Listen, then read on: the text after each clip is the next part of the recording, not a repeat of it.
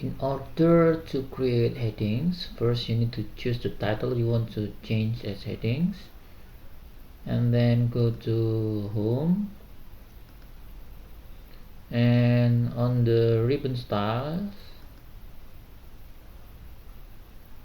you can choose the headings, for example headings 1, and you can do it also for other types of headings. However, as you can see that there's only headings 2 there, so if I choose a title that I want to change to headings 2, then once again I go at home and styles ribbon. When I choose headings 2,